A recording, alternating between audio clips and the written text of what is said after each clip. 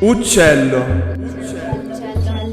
Dal latino tardo aucellus, da avicellus, avicella, diminutivo di avis, animale vertebrato oviparo, dal corpo coperto di penne e piume, con arti anteriori trasformati in ali che nella maggior parte delle specie lo rende atto al volo, arti posteriori rivestiti di squame ossee e spesso palmati, arti becco posteriori corneo, rivestiti di respirazione squame polmonare e circolazione sanguigna arteriosa e venosa separate, uccello stanziale, becco corneo, di passo, uccelli rapaci, uccello uccelli stanziale, acquatici, respirazione polmonare, il volo degli circolazione uccelli, il canto sanguigna degli arteriosa e uccelli, venosa quando si tratta di separate. uccelli dalla voce melodiosa come l'usignolo, il cardellino, il canarino, altrimenti si preferisce la parola verso. Ascoltare il verso di un uccello, Uccelli il verso del rapaci, cuculo, della civetta, gli uccelli cinguettano, Uccelli acquatici. fanno il nido, andare a caccia di uccelli, Il uccelli volo allo degli spiedo, uccelli. parafrasi letterarie collegate alle antiche credenze pagane, secondo le quali alcuni uccelli erano uccelli erano sacri a sacri a determinate divinità. determinate divinità.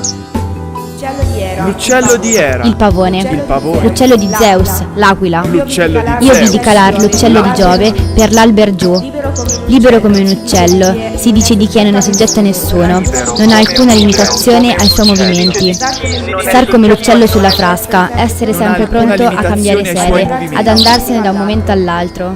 Meglio uccel di bosco che uccel di Star gabbia. come l'uccello È sulla meglio frasca, essere liberi con qualche essere sempre pronto a cambiare sede, ad andarsene da un momento all'altro, piuttosto che servi e prigionieri.